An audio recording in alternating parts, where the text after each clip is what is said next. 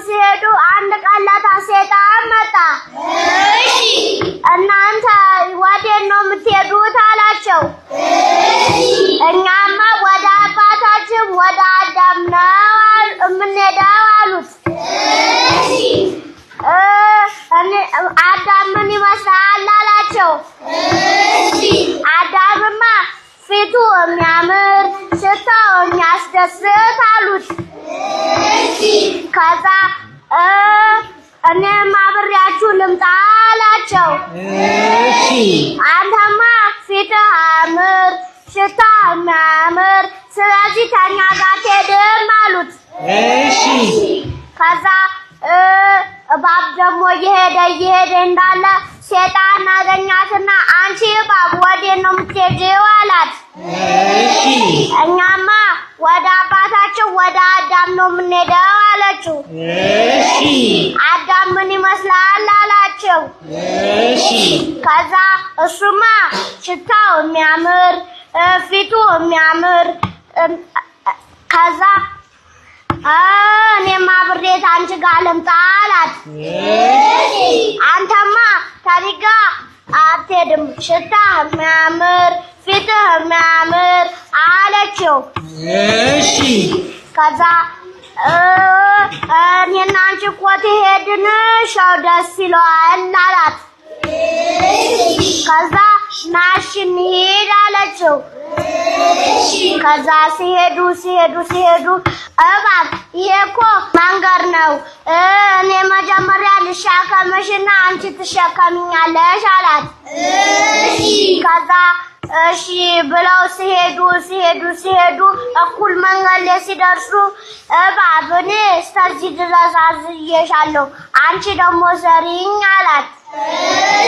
ከዛ እሷ ደግሞ እሺ ብለው ሲሄዱ ገነት ጋር ደረሱ። ከዛ ሰይጣን ደግሞ እባብ ሰውነት ላይ ተሰወረ። ከዛ እሷ አላወቀችም ቀስ ብላ ወደ ገነት ውስጥ ገባች። አባታችን አዳም የሰማይና የምድር ንጉሳችን እንዴት አልክ አለችው። እኔ እኮ የሰማይ ንጉስ አይደለሁም የምድር ነኝ አለች። ከዛ ሂጂ ቀጥይ ከፊቴ አላት። ከዛ ሄደና ወደ ሔዋን የሰማይና የምድር አለቃችን እንዴት አላት። እሷም ደስ አላትና እንዴት ዋልሽ አንቺም አላት። ዕፀ በለሱን እንዳበሉ ተብለናል አለቻት። ከዛ ለምንድን ነው የተባላችሁት አለች።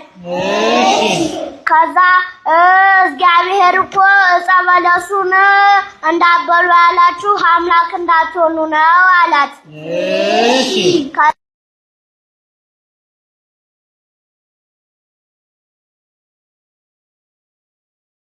ሀልዎተ እግዚአብሔር እስቲ እንዴት ነው የሚገልጸው? አብራሪ። እግዚአብሔር ማለት ሀሎ ነው ከግዕዝ ሲወጣ ሲሆን ትርጉሙም የእግዚአብሔር መኖር ማለት ነው። የእግዚአብሔር መኖር እግዚአብሔር ራሱ ካልገለጠልንና አባቶች ካላስተማሩ ልናውቀው አንችልም እና እግዚአብሔር መኖሩን የሚያስረዳን ደግሞ በስነ ፍጥረትና በመጽሐፍ ቅዱስ ነው።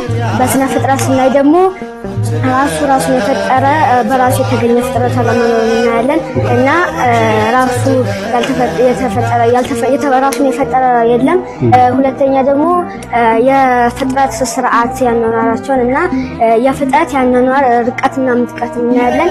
በመጽሐፍ ቅዱስ ደግሞ አባቶችና ለቅዱስ ሐዋርያት እንደተናገረው ለምሳሌ ሙሴ ሰማይንና ምድርን ፈጥሮ ገልጾለታል ማለት ነው እና የእግዚአብሔር ባህሪ መገለጫዎች እግዚአብሔር ባህሪው አይታወቅም፣ ግን የባህሪ መገለጫው ቅዱስ ነው፣ ሁሉን ቻይ ነው፣ ዘላለማዊ ነው፣ ቸር መሐሪ ደግ ነው። ቅዱስ ነው ስንል ቅዱስ የተለየ ፍጹም ማለት ነው። ዘላለማዊ ስንል ደግሞ ትላንትና የነበረ ዛሬ ያለ ነገም የሚኖር ማለት ነው። ደግ ነው ስንል ደግሞ እግዚአብሔር ለፍጥረቱ ደግ ነው እና ሁሉን ቻይ ነው ስንል ደግሞ እግዚአብሔር አንድ ነገር ማድረግ ሲፈልግ ምንም የሚያቅተው ነገር የለም፣ የሚያግዘውም ሰው አያስፈልግም ማለት ነው። ቸር መሐሪ ነው ስንል ደግሞ እግዚአብሔር ከ22ቱ ፍጥረታት መጨረሻ ላይ የፈጠረው አባታችን አዳም ነው። እሺ ማን ፈጠረሽ? ስላሴ። ስላሴ ስንት ናቸው? አንድም ሶስትም ናቸው። በሶስትነት በስም በግብር በአካል። በስም እንዴት ነው? አብ ወልድ መንፈስ ቅዱስ። በግብር አብ ወላዲ ወልድ ተወላዲ መንፈስ ቅዱስ ሰራጺ።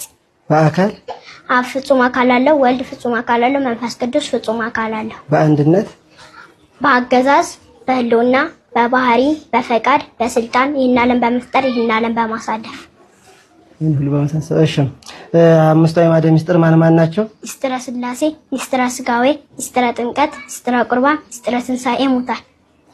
እሺ ምስጢረ ስላሴ ማለት ምን ማለት ነው? ምስጢረ ስላሴ ማለት ድብቅ ሽሽግ የማይታወቅ ማለት ነው።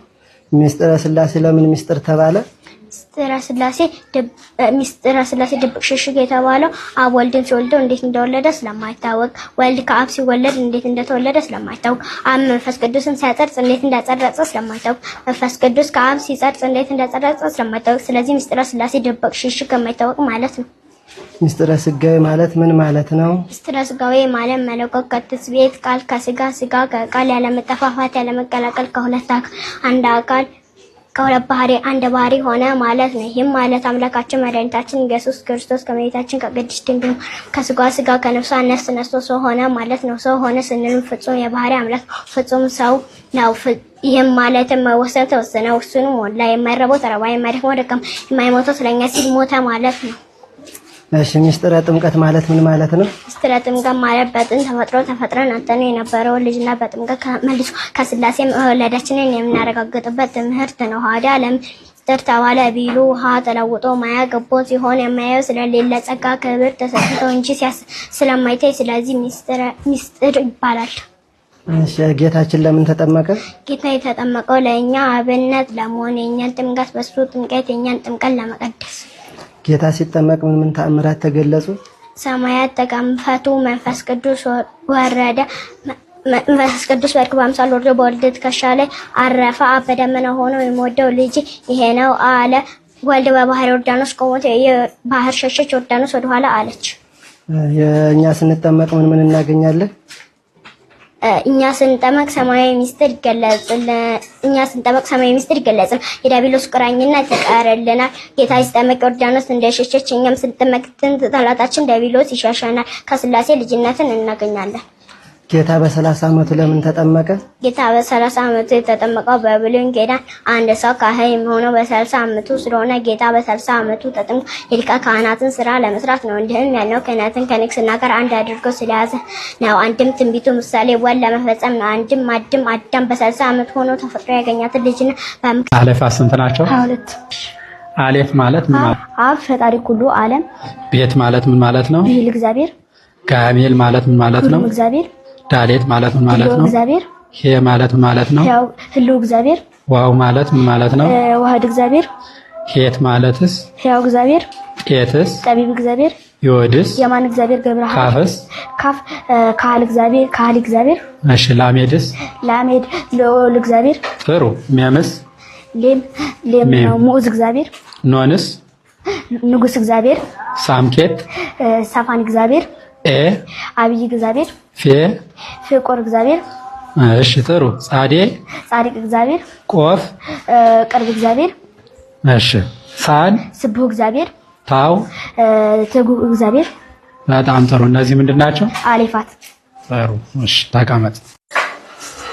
የእንበረም ልጅ ሙሴ የሰራት ምንድን ናት?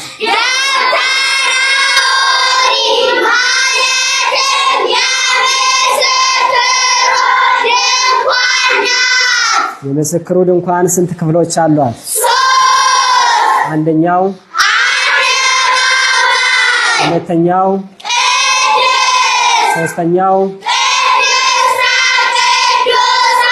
በመጀመሪያው ክፍል በአደባባይ ውስጥ ስንት ነገሮች አሉ? 3። አንደኛው፣ ሁለተኛው፣ ሶስተኛው፣ በሁለተኛው ክፍል በቅድስት ውስጥ ስንት ነገሮች አሉ? 3 አንደኛው ሁለተኛው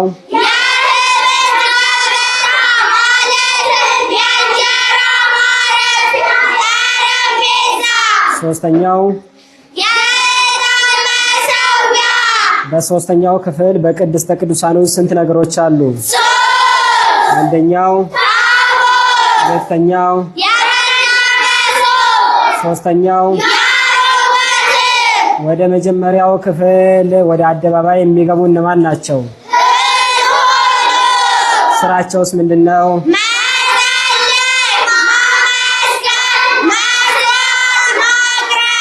ወደ ሁለተኛው ክፍል የሚገቡ እነማን ናቸው? ስራቸውስ ምንድነው?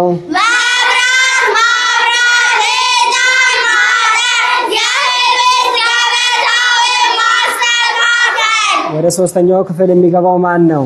ሊቀ ካህናቱ ብቻ። ስራውስ ምንድነው?